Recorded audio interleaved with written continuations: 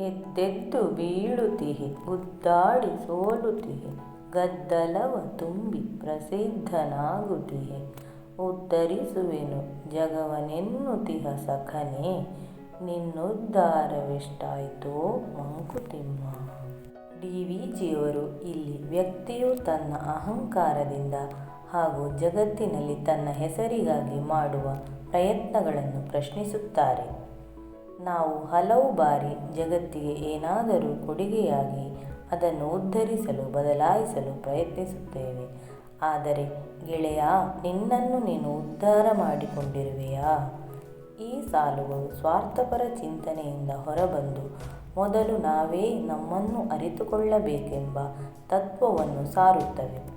ನಾವು ಹೊರಗಿನ ಪ್ರಪಂಚದಲ್ಲಿ ಯಶಸ್ಸು, ಕೀರ್ತಿ ಅಥವಾ ಪ್ರಸಿದ್ಧಿ ಹುಡುಕುತ್ತಾ ಬಿದ್ದಿದ್ದರೂ ಮೊದಲು ನಾವು ನಮ್ಮ ಆತ್ಮದ ಒಳಗಿನ ಶಾಂತಿ, ಕಲ್ಯಾಣ ಹಾಗೂ ಸಮತೋಲನ ಸಾಧಿಸಿರುವೆವೇ ಎಂದು ಪ್ರಶ್ನೆಯನ್ನು ಮಾಡಿಕೊಳ್ಳಬೇಕು. ಈ ಕಗ್ಗದಲ್ಲಿ ಮಾನವನ ಗರ್ವ ಮತ್ತು ಅಹಂಕಾರದ ಬಗ್ಗೆ ಸೂಕ್ಷ್ಮವಾಗಿ ಚಿಂತನೆ ಮಾಡಲಾಗಿದೆ. ಮಾನವನು ತನ್ನ ಆಕಾಂಕ್ಷೆಗಳಿಗಾಗಿ ಎದ್ದೆದ್ದು ಪ್ರಯತ್ನಿಸುತ್ತಾನೆ, ಆದರೆ ಹಲವು ಬಾರಿ ಸೋಲುತ್ತಾನೆ. ನಾವು ಏಳಲು ಪ್ರಯತ್ನಿಸುತ್ತೇವೆ, ಆದರೆ ಮತ್ತೆ ಮತ್ತೆ ಬೀಳುತ್ತೇವೆ. ನಾವು ನಿರಂತರವಾಗಿ ಹೋರಾಡುತ್ತೇವೆ, ಆದರೆ ಸೋಲು ಅನುಭವಿಸುತ್ತೇವೆ. ಇದು ಮಾನವನ ಹಠ ಮತ್ತು ಪ್ರಯತ್ನವನ್ನು ತೋರುತ್ತದೆ. ಆದರೆ ಹೋರಾಟವು ಯಾವಾಗಲೂ ಯಶಸ್ವಿಯಾಗುವುದಿಲ್ಲ.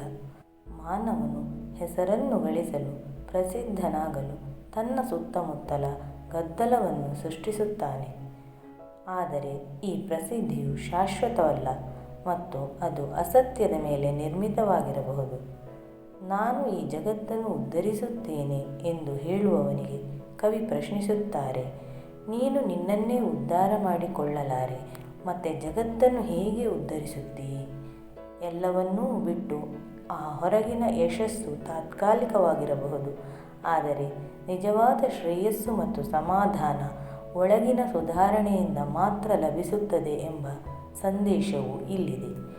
ಈ ಸಾಲುಗಳು ತಾತ್ವಿಕ ಮತ್ತು ಆತ್ಮ ಪರಿಶೀಲನೆಯನ್ನು ಪ್ರೇರೇಪಿಸುವಂತೆ ಇವೆ.